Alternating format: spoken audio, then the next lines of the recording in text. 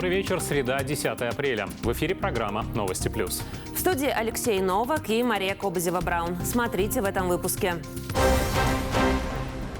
500 000 евро на ветер. На ветер под крылом самолета, в котором сидит Каринш, летая спецрейсами по Европе. И Госконтроль, и Генпрокуратура Латвии подтвердили, огромные деньги налогоплательщиков потрачены незаконно. Сядет ли хоть кто-нибудь за растраты? Любой при желании может купить акции Air Baltic, ЛМТ, ТЭТ или другой латвийской государственной или муниципальной компании. В Кабмине думают, как сделать это реальностью, за закрытыми дверями, втайне от всех. Суд Евросоюза снял санкции с 2 российских миллиардеров – Фридмана и Авина. В Риге все думают, лишать ли Петра Авина латвийского гражданства.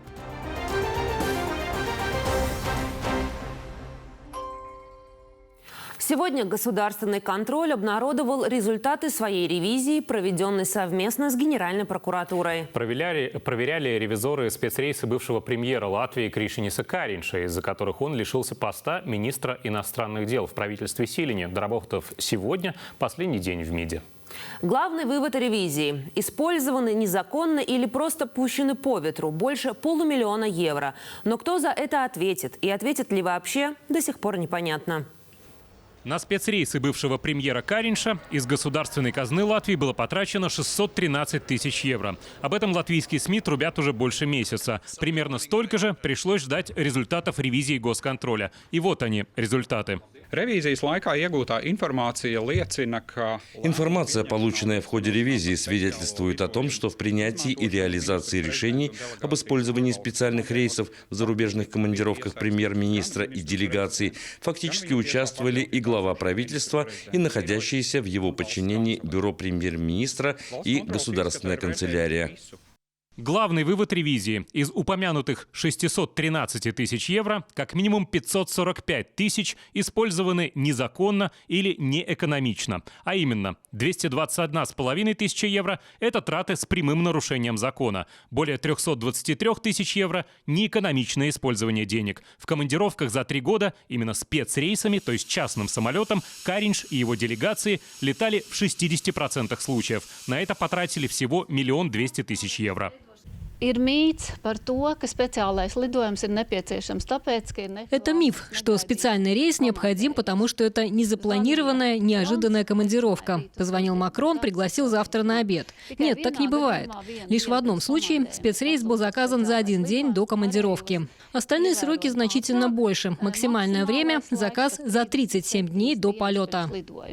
Еще в марте Генпрокуратура начала уголовный процесс из-за возможного разбазаривания государственных денег при организации спецрейсов Каринша. Сегодня генпрокурор Стуканс, цитируя конкретные пункты закона, дал понять, добровольный уход чиновника с какого-то поста, например, после скандала, как в этом случае, не освобождает этого чиновника от ответственности – уголовной, административной, любой. Neatkarīgi no politiskas atbildības ministru kabineta loceklis par savu rīcību. Независимо от политической ответственности, член Кабинета министров несет за свои действия также уголовно-правовую, административную или гражданско-правовую ответственность в соответствии с регламентирующими нормативными актами. То есть каждый чиновник, мы иногда слышим объяснения про политическую ответственность, и в этом случае мы, пожалуй, можем позитивно ее оценивать. Мы это видели. Но это не освобождает чиновника от любой другой ответственности, если он совершил какое-либо правонарушение. Я бы хотел напомнить и, может, даже призвать Кабинет министров. Перед каждым заседанием Кабмина прочтите, что написано над головой премьер-министра. Но премьер этого не видит, он сидит спиной, а там написано «Один закон, одна справедливость для всех». Так что правоохранительное учреждение под надзором прокуратуры будет оценивать один закон, одну справедливость для всех. Дело о спецрейсах Каринша расследует Бюро по борьбе с коррупцией. Генеральный прокурор выразил надежду, что следствие закончат в разумные сроки и виновные будут привлечены к ответу. Уже много слов сказано о том, как работают и как не работают западные санкции, введенные против России и граждан России из-за войны в Украине. Сегодня суд Евросоюза принял решение, которое говорит об этом лучше всяких слов. Решением суда сняты персональные санкции с двух хорошо знакомых с Путиным российских миллиардеров Петра Авена и Михаила Фридмана. Оба известны как основатели одной из крупнейших банковских групп в России – Альфа-групп. Санкции против них Евросоюз ввел буквально на третий день после начала полномасштабного вторжения России в Украину 28 февраля 2022 года. Это решение власти Евросоюза обосновали тем, что у Фридмана и Авена есть связи с российской верхушкой, с Кремлем. После введения санкций миллиардеры покинули совет директоров Альфа-групп. Они говорили, что санкции несправедливые. Жаловались на последствия, на финансовые ограничения. Говорили, что не знают, как им теперь нанимать уборщицу, как платить ей. И вот сегодня стало известно. Суд Евросоюза удовлетворил иск Авена и Фридмана, которые просили снять с них персональные санкции. Другие ограничения, введенные Великобританией и США, остались в силе. Надо отметить, что Петр Авен к тому же гражданин Латвии. И власти Латвии до сих пор не решили, лишать ли его латвийского паспорта. Эгилс Зведрис, глава латвийской контрразведки Бюро по защите Сатверсма, говорил в эфире ТВ3, что для принятия решения по этому вопросу спецслужба ждет каких-то сведений от партнеров в Украине. Пожилые экоактивистки засудили Швейцарию за слишком жаркую погоду в Европе. Это не бред сумасшедшего и не заголовок из таблоида, это реальность. Европейский суд по правам человека впервые вынес решение по делу о бездействии государства в борьбе с так называемыми изменением климата и создал, прямо скажем, опасный прецедент. Коллективный иск в Европейский суд по правам человека против властей Швейцарии подали 2000 участниц местного движения экоактивистов, большинство из которых старше 70 лет. В этом иске дамы утверждали, что государство, видите ли, не защитило их от изменений климата. И им, в силу возраста и с учетом пола, особенно тяжко переносить периоды жары в Европе, которые, как они заявили, участились из-за изменений климата. Поддержать эти доводы в Страсбург из Швеции приехала Грета Тунберг, уже не школьница, обвинившая как-то всех взрослых в том, что они уничтожают мир, в котором ей, Грете, жить. За минувшие годы воинственная риторика девушки не изменилась. Эти решения – призыв к действию. Они подчеркивают важность привлечения национальных правительств к суду. И еще тот факт, что борьба с изменением климата – это не только наша моральная обязанность, но и то, чего требует от нас закон. Европейские государства юридически обязаны включиться в климатическую борьбу, чтобы защитить своих граждан, не нарушать права человека. Бездействие – это не только аморально, но и незаконно. Европейский суд по правам человека встал на сторону швейцарских экоактивисток, указав, что их страна, Швейцария, действительно не выполнила взятые на себя обязательства по борьбе с изменением климата, в том числе не сократила как надо выбросы парниковых газов. Власти Швейцарии допустили критические пробелы при создании соответствующей национальной нормативной базы. Сюда входит и неспособность установить ограничения на выбросы парниковых газов с помощью углеродного бюджета или иным образом. Более того, как было установлено, государство-ответчик не сумело достичь своих прошлых целей по сокращению выбросов парниковых газов. Хотя никаких возмещений ущерба истицы не требовали, суд обязал власти Швейцарии выплатить им 80 тысяч евро в качестве компенсации судебных и других издержек.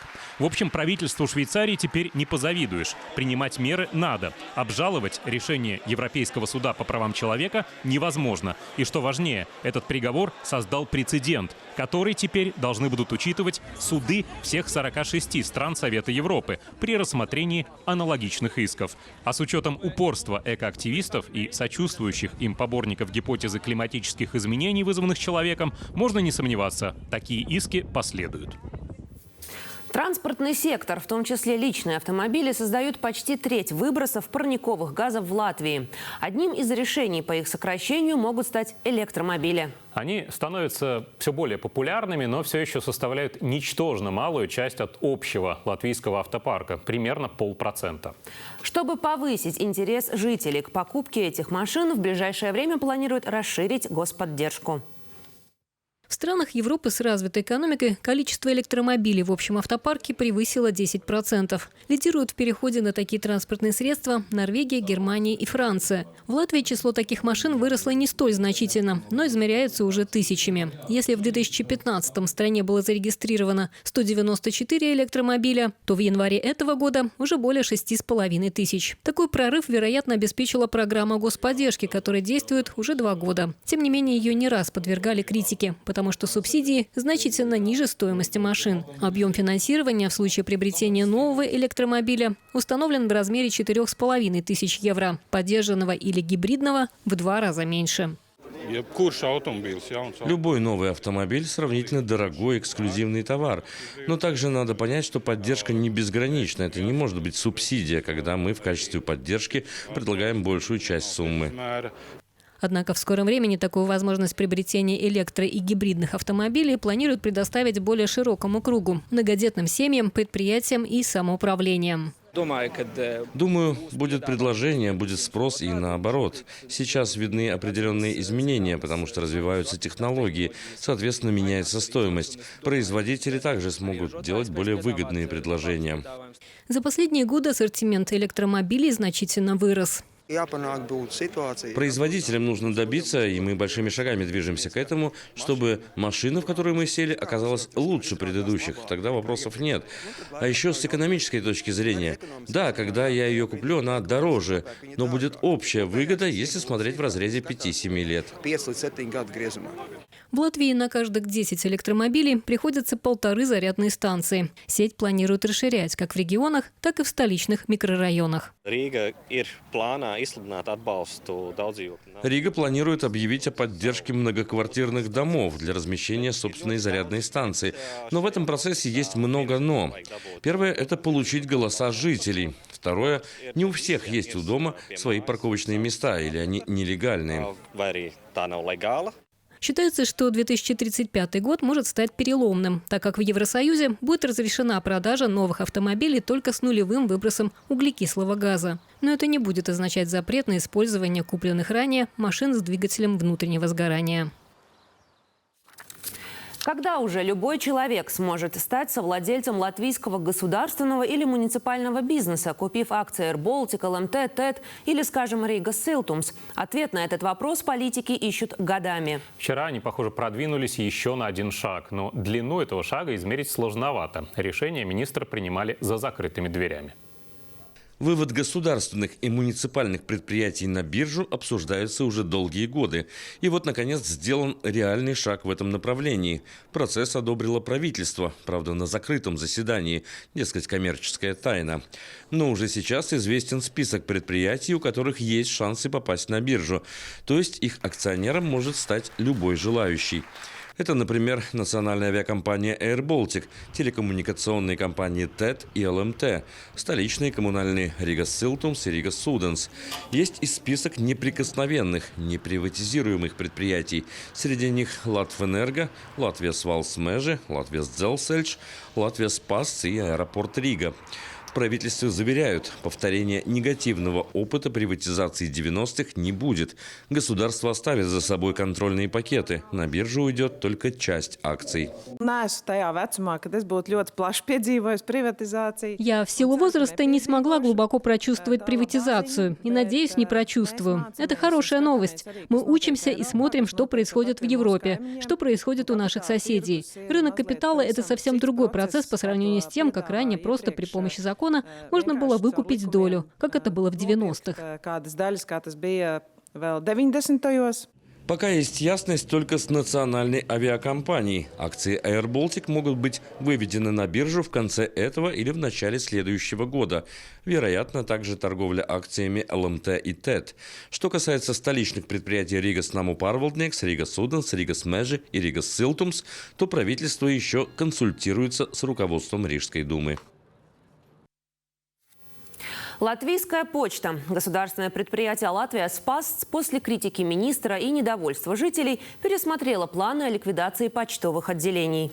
Ликвидация будет, но не в том объеме. Теперь почта собирается сохранить 116 почтовых отделений, а не 70, как планировалось до этого. Подробнее об этом и не только в новостях экономики.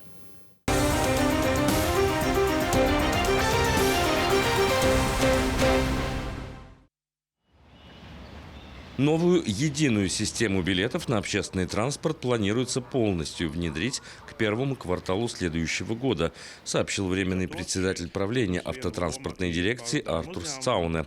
Он пояснил, что в новой системе будет 5 основных видов билетов на одну поездку, также на 1, 3, 5 и 30 дней.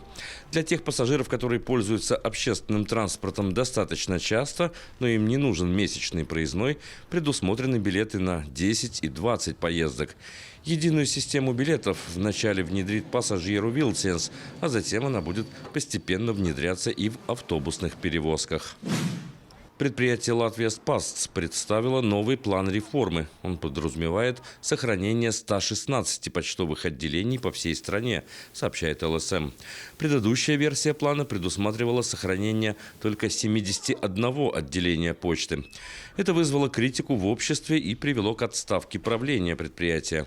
Охват будет более равномерным и не будет краев и крупных городов без почтовых отделений, отметил представитель «Латвия Спастс» Мартин Шлепинш.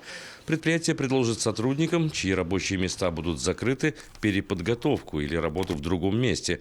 При этом пока неизвестно точное количество сотрудников, которых планируется сократить. Госкасса начала внедрять мгновенные исходящие платежи, то есть деньги из госучреждений и другие расчеты с госкассой теперь будут проводиться сразу. В повседневной жизни жители и предприятия почувствуют эти изменения, получая из госкассы, например, возврат налогов, пособия и платежи за услуги.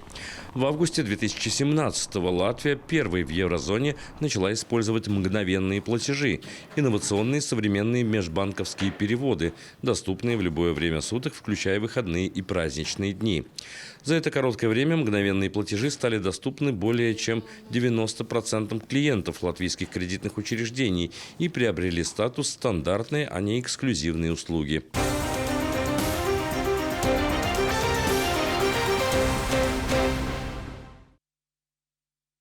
В Риге задержаны 2 мужчин, которые сорвали флаг Украины со здания в центре города. 5 апреля в полицию поступил звонок от очевидца. На улице Кришиня Барана неизвестный в маске срывал флаг, а второй снимал это на видео. Полиция их задержала. Оба ранее не судимые. Также проведены обыски. Найдена маска, скорее всего та самая, а также рация и атрибутика СССР. Уголовный процесс значит за умышленную порчу чужого имущества, а также за разжигание национальной вражды. По этой статье может грозить до 3 лет тюрьмы. Завтра суд рассмотрит вопрос об аресте подозреваемых. Трагическое ДТП вчера вечером в Гаркалне, это в Ропрском крае. Автомобиль Citroën Берлинга съехал с дороги, врезался в дерево и загорелся. Водитель погиб. Всего за минувшие сутки в Латвии зарегистрировано 119 дорожно-транспортных происшествий. Пострадали 8 человек. В одном ДТП люди, если и пострадали, то, наверное, не сильно, потому что все, и водитель, и пассажиры, сбежали с места аварии. Произошло это вчера около 7 вечера на парковке у торгового центра Акропола Рига. Каршеринговый автомобиль «Болт» врезался в бетонные конструкции. Молодые люди, которые ехали на этом арендованном «Пежо», покинули место происшествия. Похожая авария произошла на Кипселе. Тоже арендованная машина, только в разы дороже, и побег с места происшествия. Электрокар «Тесла» ехал по улице Звейнеку, съехал с дороги, протаранил забор, очутился во дворе. Водитель с места происшествия уехал. Арендованную машину бросил где-то в другом месте. Но его личность государственная полиция уже установила. В рижском микрорайоне Пурсием сразу в 3 многоэтажках горели мусорные контейнеры, установленные в специальных помещениях рядом с подъездом. Возможно, их намеренно подожгли, и у полиции уже есть подозреваемый. В Риге в многоэтажном жилом доме на улице Униас загорелся мусорный контейнер. На место выехал и экипаж муниципальной полиции. Когда они прибыли, пожарные уже потушили огонь. Но полицейские заметили, что дым идет еще из одного хозяйственного помещения уже в другой многоэтажке. А потом обнаружили, что горит еще один контейнер. Savas ugunsdzēsējs uz 66. sesto māju, tur arī deg miskasta. Kāpņu telpa no 36 līdz 70.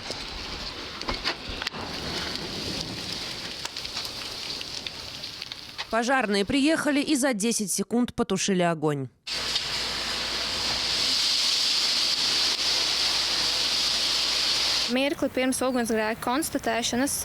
Перед тем, как обнаружить возгорание, сотрудники муниципальной полиции Риги заметили мужчину, который быстрым шагом покидал место происшествия. Информация о его приметах была сразу передана в дежурную часть и другим экипажам. Через неполные 10 минут мужчину заметили на улице Стырну. Что случилось? Что, гуляем? Перед сном гуляем. А? Перед сном гуляем. Перед сном гуляете? Да, это фонарик.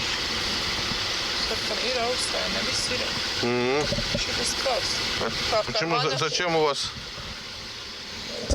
Сейчас. Холодно? В карманах что? Да, пожалуйста, можете. Покажите.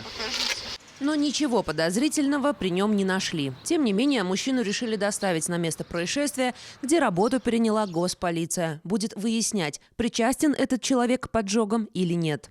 Ладно, надо будет проехаться с нами. Доедем до Унии с 60. Там горит мусорник. Да. И в госполиции будут выяснять, может, есть подозрения, может, вы, не, может, не вы. Давайте. В Литве под Каунасом в частном секторе взорвался одноэтажный дом. Он не загорелся, но полностью разрушился. На место прибыли спасатели, которые вытащили из-под завалов мужчину 1951 года рождения. Он был в сознании, его передали медикам. В момент взрыва он находился в подвале. Бетонные перекрытия его и уберегли, сообщает Каунасское пожарно-спасательное управление. Возможно, причиной взрыва стала утечка газа, но точно станет известно после полного разбора завалов. Соседи рассказали, что мужчина год назад похоронил 2 сыновей, проживал один. У него была собака, о которой взялись позаботиться полицейские и местные зоозащитники.